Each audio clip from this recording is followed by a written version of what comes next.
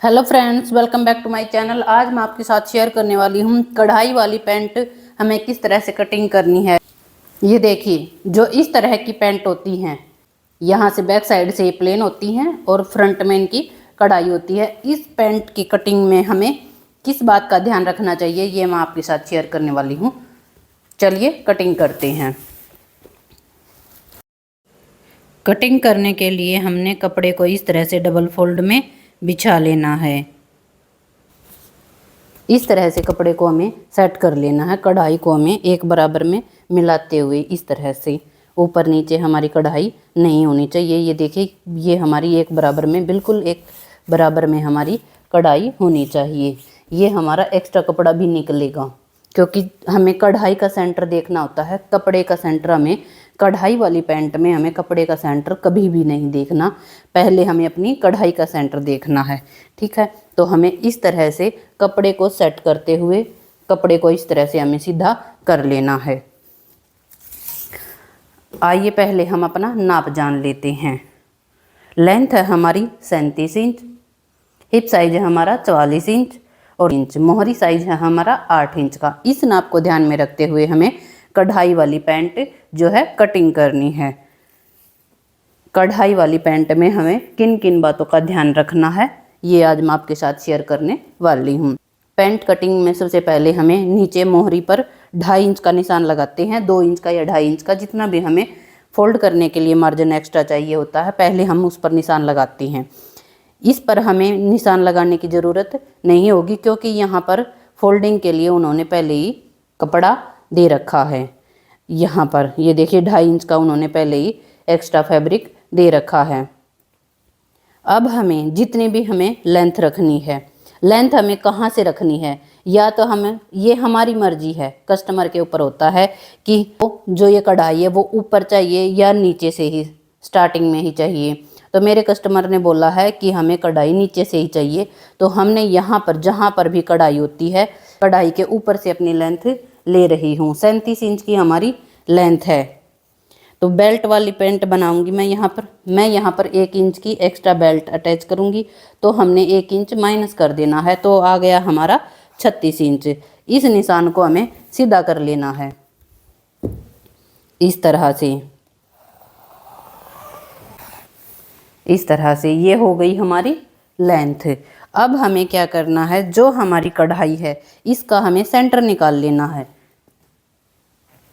जितनी भी हमारी कढ़ाई है, ये देखिए, ये हमारी कढ़ाई आती है 10 इंच में, तो इंची टेप को हमें इस तरह से फोल्ड कर लेना। जितनी भी हमारी कढ़ाई है, इंची टेप को हमें इस तरह से फोल्ड कर लेना है और सेंटर का ये निशान लगा देना है इस तरह से। अब हमें सेंटर को नाप लेना है कि कितने में सेंटर आया है। सेंटर आया है हमारा 7.25 इंच में, तो हमें 7.25 इंच पर इस तरह से निशान लगा लेने हैं।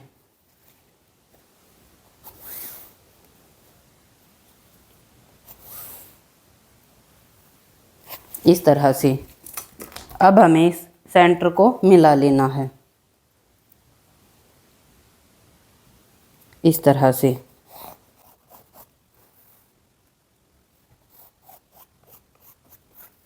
सेंटर हमारा निकल कर आ गया है। अब लेनी है हमें अपना हिप साइज। हिप साइज है हमारा 44 इंच। 44 इंच का 1/4 भाग करेंगे तो आएगा हमारा 11 इंच। 11 इंच में हमें 1 इंच प्लस कर लेना है लूजिंग देने के लिए, तो हो गया हमारा 12 इंच। 12 इंच को हमें इस तरह से सेंटर पर रखना है। 12 इंच को हमें यहाँ सेंटर पर रखना है इस तरह से। तो 6 इंच हमने इस साइड निशान लगा लेना है और 6 इंच ही हमें इस साइड निशान लगा लेना है इस तरह से। ठीक है, अब लेना है हमें अपना आसन। आसन हमें कितना रखना है, जितना भी हमारा हिप साइज है उसमें हमें 1 इंच प्लस कर लेना है, तो हो गया हमारा 12 इंच। 12 इंच पर हमने ये निशान लगा दिया और इसको भी हमें इस तरह से सीधा कर लेना है इस तरह से।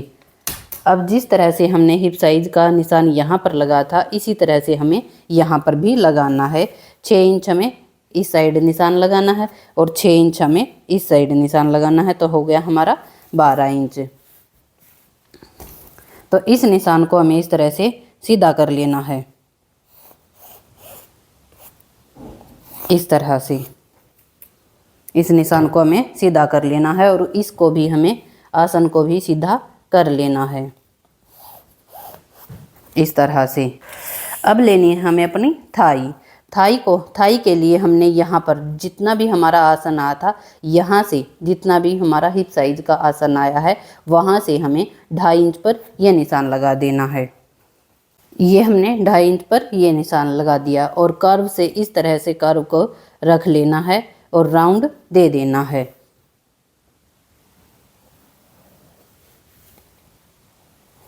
इस तरह से ये हमारे थाई के निशान हमारे हो गए। अब हमें अपनी मोहरी साइज निकालना है। मोहरी साइज हमारा 8 इंच का है। 8 इंच हमारा मोहरी साइज है तो उसका भी हमें हाफ कर लेना। तो आता है हमारा 4 इंच। जो हमारा सेंटर आया था हमें सेंटर पर इस तरह से इंची टेप को रखना है और 4 इंच हमें इस साइड निशान लगाना है और 4 इंच ही हमें इस साइड निशान लगाना है। तो हो गई हमारी 8 इंच। तो 8 इंच पर हमें मोहरी पर इस तरह से निशान लगाते हुए हमें शेपर को लेना है और शेपर को हमें इस तरह से रखना है। इस तरह से मिला लेना है।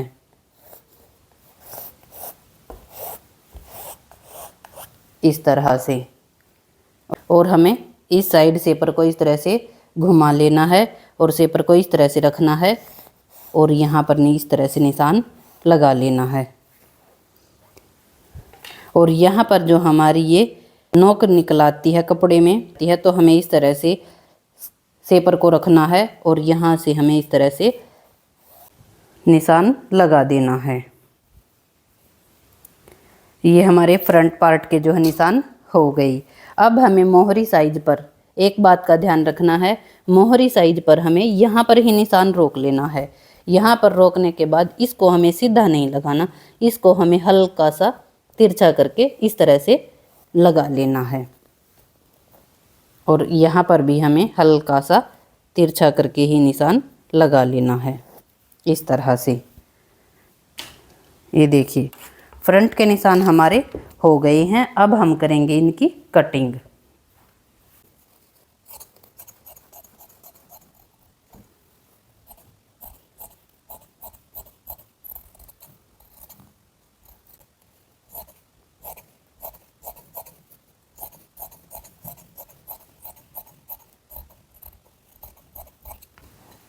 कपड़े को हमें यहाँ से भी सीधा कट कर लेना है।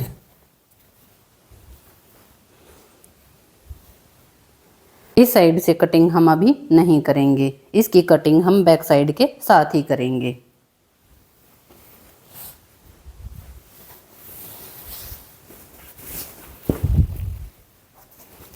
अब हमें बैक साइड के कपड़े को उठाना है और इस तरह से डबल फोल्ड में सेट कर लेना है। इसकी किनारी हमें अपनी तरफ कर लेनी है। इस तरह से कपड़े को हमें सेट कर लेना है और जो ये हमारी किनारी वाली साइड है इन्हें हमें अपनी तरफ रख लेना है और बंद साइड हमें दूसरी तरफ कर लेनी है। इस तरह से सेट करते हुए हमें फ्रंट पार्ट को इस तरह से बैक पार्ट के ऊपर सेट कर लेना है। इस तरह से इन किनारियों को छोड़ते हुए हमें कपड़े को इस तरह से सेट कर लेना है। इस तरह से अब हमें अपने बैक के निशान लगा लेने हैं।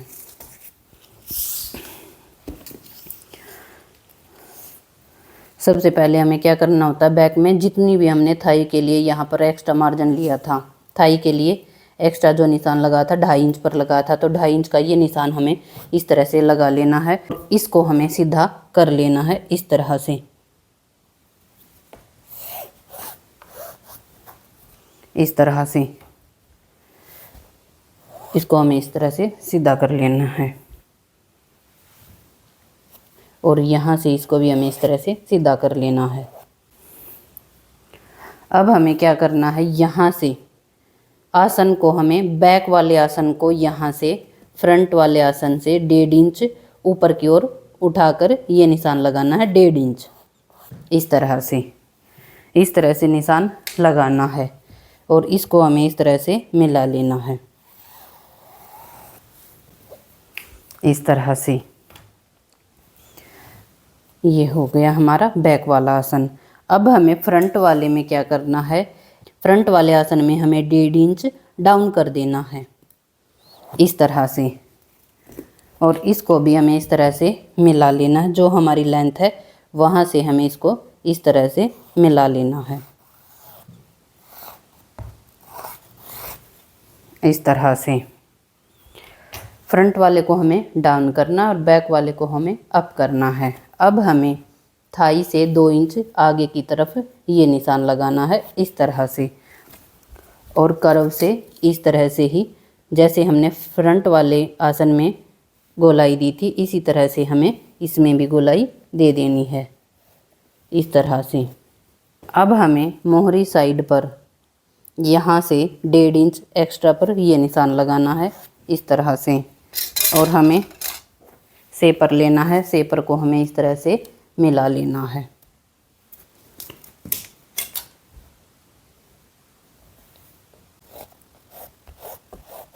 इस तरह से, और नीचे वाले मोहरी साइड को हमें इस तरह से हल्का सा तिरछा कर लेना है। अब हमें क्या करना है, पहले हमें इस साइड से कटिंग कर लेनी है, इस साइड से।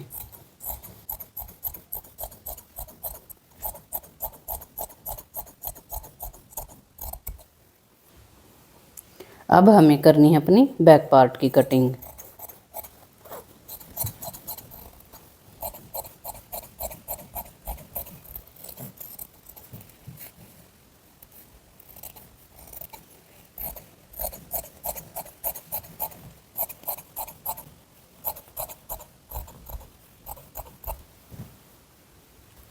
अब हमें फ्रंट वाले आसन की भी कटिंग कर लेनी है।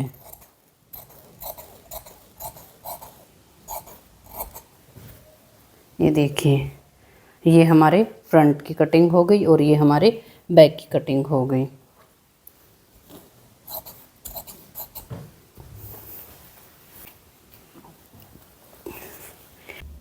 इस तरह से जो है हम कढ़ाई वाली पैंट की कटिंग बहुत ही आसान तरीके से कर सकते हैं।